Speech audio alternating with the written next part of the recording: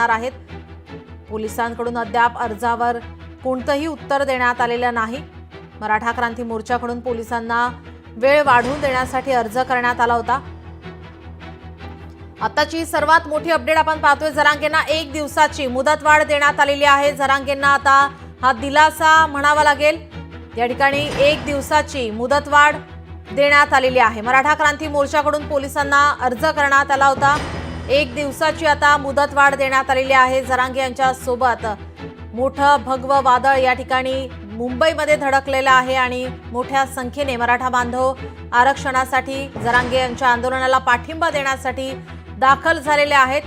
अशा वेळेस 9 ते 6 ही वेळ त्यांना देण्यात आली होती। उपोषणाची परवानगी त्यांना देण्यात आली होती, मात्र आता वेळ वाढवून देण्यासाठी अर्ज करण्यात आला। 1 दिवसाची मुदतवाढ देण्यात आलेली आहे।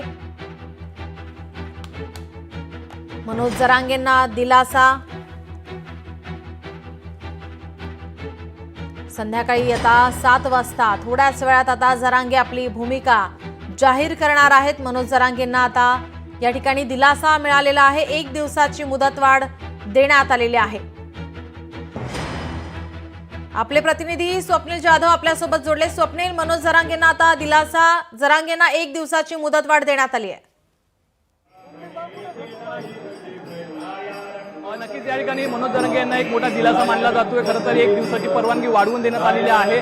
दुपारी मनोज जरांगे पाटील यांच्याकडून 1 दिवसाची परवानगी देण्यात यावी अशा प्रकारचे अर्ज हे करण्यात आलं होतं। आता 6 वाजता खरं तर मुदत संपलेली आहे, मात्र उद्या पुन्हा या ठिकाणी आंदोलन हे सुरू राहणार आहे। त्यामुळे उद्याचा 6 वाजेपर्यंत मनोज जरांगे पाटील यांना आंदोलन करण्याची परवानगी असणार आहे। त्यामुळे आता सध्या या ठिकाणी कीर्तन जरी सुरू असलं, मनोज जरांगे पाटील हे विश्रांती घेत असले तरी या ठिकाणी आंदोलन सुरू आहे। आंदोलनासंदर्भातील भूमिका जी आहे ती मनोज जरांगे पाटील हे 7 वाजता व्यक्त करणार। मात्र एकूणच आंदोलन संपण्याची मुदत संपण्यापूर्वी पुन्हा एकदा मुदतवाढ देण्यात आलेली आहे। त्यामुळे एक मोठा विजय मनोज जरांगे पाटील यांच्या या आंदोलनाचा या ठिकाणी पाहायला मिळतो। उद्या पुन्हा या ठिकाणी आंदोलन सुरू ठेवण्यासाठी परवानगी मागण्याची शक्यता आहे। उद्या पुन्हा आझाद मैदानामध्ये अर्ज देण्यात येण्याची शक्यता आहे। त्यामुळे सर्व आंदोलक जे आहेत ते आता आझाद मैदानाकडे दाखल होतील आणि या आझाद मैदानामध्ये आज रात्रभर सुद्धा आंदोलन आहे, जे आमरण उपोषण आहे ते सुरूच राहणार आहे। दरम्यान या आझाद मैदानावरती आता रात्रभर आणि उद्या दिवसभर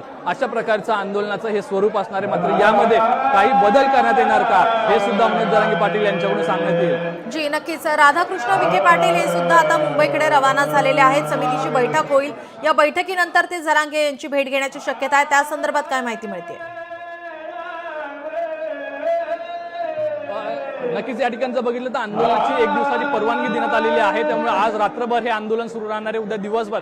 दरम्यान आज रात्री उशिरापर्यंत सुद्धा या ठिकाणी सरकारमधील प्रतिनिधी हे भेटण्यासाठी जरांगेंची चर्चा करण्यासाठी येणार का असा एक प्रश्न निर्माण झालेला आहे। मात्र आज या ठिकाणी मराठा उपसमितीची बैठक ही होणार होती, मात्र या बैठकीमध्ये नक्की काय घडतंय हे पाहणं महत्त्वाचं आहे। या संदर्भातील अपडेट ही आल्यानंतर खरं तर जरांगे पाटील यांची चर्चा होण्याची शक्यता आहे। आतापर्यंत एकूणच या ठिकाणी महाविकास आघाडीचे आमदार खासदार जरांगे पाटील यांची भेट घेऊन गेलेले आहेत। मात्र सरकारमधील मंत्रिमंडळातील प्रतिनिधी असतील, उपसमितीमधील काही सदस्य असतील, हे अद्यापही जरांगे यांच्याकडे आलेले नाही आहेत। केवळ माध्यमांवरती आवाहन जे आहे ते समजदारीचं करण्यात आलेलं आहे। मात्र आज रात्रमध्ये कोणतं शिष्टमंडळ किंवा सरकारमधले कोणतेही प्रतिनिधी हे जरांगे पाटील यांच्याकडे भेटण्यासाठी येणार का असा प्रश्न आम्ही तुमच्याकडून घेतच राहू। तुर्तास धन्यवाद आपण दिलेल्या माहितीसाठी।